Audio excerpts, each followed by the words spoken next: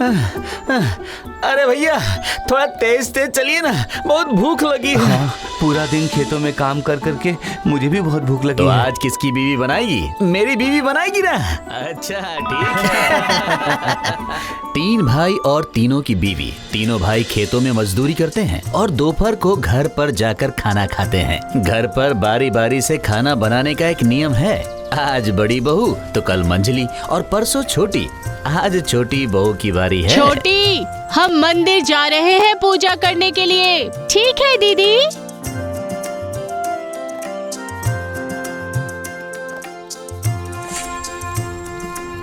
बेटी सुनो बेटी, शरीर में खुजली हो रही है बेटी।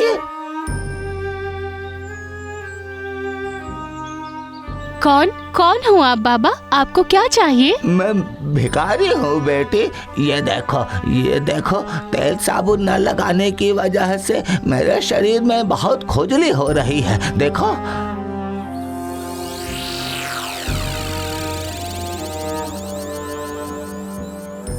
अब मुझे थोड़ा सा तेल दोगी? तेल लगाकर तालाब में डुबकी लगाने से अगर खुजली थोड़ी कम हो जाए तो। ठीक है, आप रुकिए।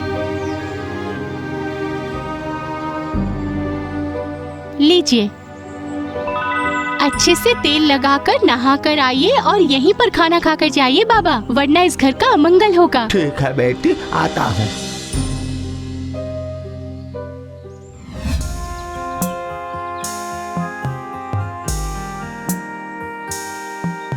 तालाब में जाकर तेल लगाकर नहा लेता है भिखारी।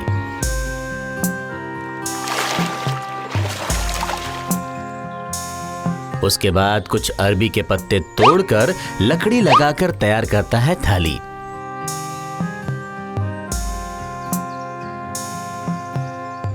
तेल की कटोरी और पत्ते की थाली हाथ में लिए लौट आता है रसोई घर की खिड़की में।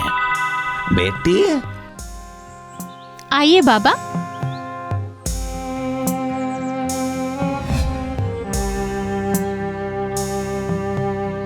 ये क्या पत्ता लेकर क्यों आए हैं? मैं थाली देती हूँ, रुकिए। नहीं बेटी, तुम इसी में थोड़ा दाल चावल दे दो, खाकर संतुष्ट हो जाऊंगा। अच्छा ठीक है।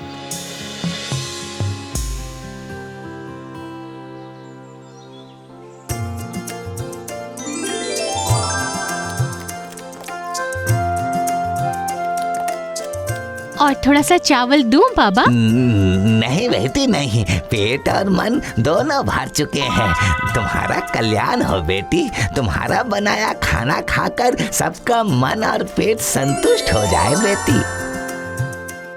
जाने से पहले उस पत्ते की थाली को कूड़ेदान में ना फेंककर रसोई के ऊपर रख देता है।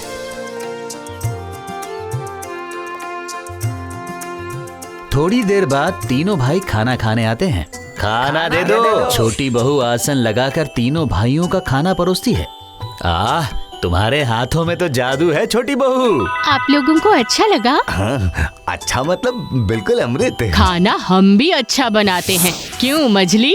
बिल्कुल सही कहा भाभी। कल तो तुम्हारी बारी है, खिलाओ हमें बढ़िया खाना बनाकर। ठीक है, खा कर देखना। अगले दिन खाना बनाती है बड़ी बहू।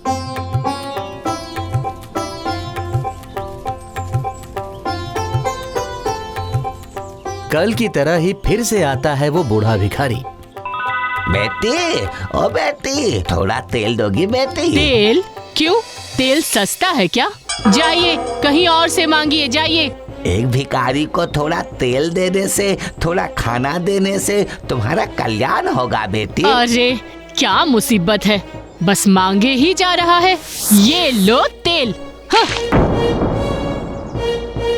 दोपहर के वक्त भिखारी को इस तरह से भगा रही हो बेटी? तुम्हारी किस्मत अच्छी है कि तुम्हें मार कर नहीं भगा रही हूँ। निकलो यहाँ से, अभी मुझे खाना बनाना है। जाता हूँ बेटी, जाता हूँ, लेकिन जिनके लिए तुम आज खाना बना रही हो, आज उनको खाना नहीं मिलेगा। अरे इतना सारा खाना बना रही हूँ, क्यों नहीं मिलेगा उन्हें? हाँ देख लो, अगर मिल जाए तो। सारा खाना गायब हो जाएगा क्या? कुछ भी बोलता है। हाँ। समय बीतता है। खाना बनाते बनाते भिखारी की बात भूल जाती है बड़ी बहू। खाना दो। हाँ हाँ बैठ जाइए, आसन लगा देती हूँ। छोटी बहू की तरह आज भाभी भी हमें खाना खिलाकर मुग्ध करने वाली है, हाँ? सही कहा देवर जी, थोड़ा इंतजार कीजिए, ला रही हूँ।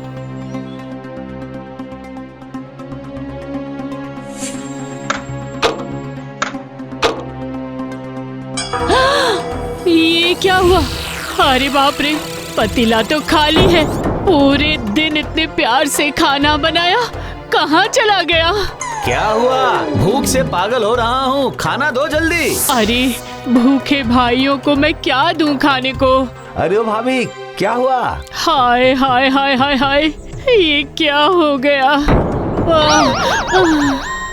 खाना लाने में देर होता देख तीनों भाई रसोई में आते हैं और देखते हैं कि बड़ी बहू जमीन पर पड़ी हुई है। अरे अरे ये क्या हुआ तुम्हें? सुन भाई, पानी ला जल्दी। क्या हुआ था आप आपको? सबके लिए पूरे दिन इतनी मेहनत से खाना बनाया, लेकिन रसोई में आकर देखा तो सारे पतीले खाली थे। अब ये तुम क्या बकवास कर रही हो? दरअसल तुमने खाना बनाया ही नहीं है। मतलब क्या कहना चाहते हैं? मैं झूठ बोल रही हूँ क्या? अगर खाना बनाती तो उसका कोई सबूत तो होता। भैया अभी ये सब रहने दीजिए, मैं जाकर बाजार से दही, केला और चिवड़ा लेकर आता हूँ। हाँ हाँ हाँ, ये ठीक रहेगा, सबको कुछ खाना तो है ना। अगले दिन मंजली बहू की बारी थी। कल किसी ने अच्छे से नहीं खाया था, आज मैं अच्छे से मीट बनाती हूँ, सबको दूंगी तो सब बहुत खुश हो जाएंगे। वाह वाह वाह वाह वाह वाह वाह, बहुत अच्छी खुशबू आ रही है। बेटी, ओ बेटी, कौन है? क्या चाहिए? मैं गरीब भिखारी हूँ बेटी, थोड़ा तेल दोगे? तेल लगाकर नहाऊंगा मैं, त्वचा फट रही है मेरी। अरे बाप रे बाप, भिखारी का शौक तो देखो, नहाना है तो जाकर नहा लो। इस गांव में तालाब की कोई कमी है क्या? तेल वेल नहीं मिलेगा यहाँ पर। ठीक है, तो फिर एक मुट्ठी चावल तो दे दो, बहुत भूख लगी है। क्या? चावल? चावल सस्ता मिलता है क्या? मुफ्त मिलता है? भिखारी को थोड़ा चावल दे दोगी तो तुम्हें कम नहीं पड़ेगा बेटी। मैं अपने घर के लोगों के लिए खाना बना रही हूँ, समझे? बांटने के लिए नहीं। तुम जाओ यहाँ से, जाओ जाओ। ठीक है, जाता हूँ, लेकिन जिनके लिए बना रही हो उनको खाने को मिलेगा ना।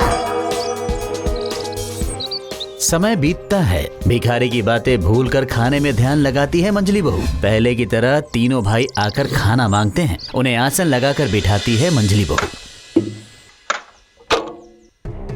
अरे बाप रे बाप रे बाप, ये क्या? सब कुछ राख कैसे बन गया?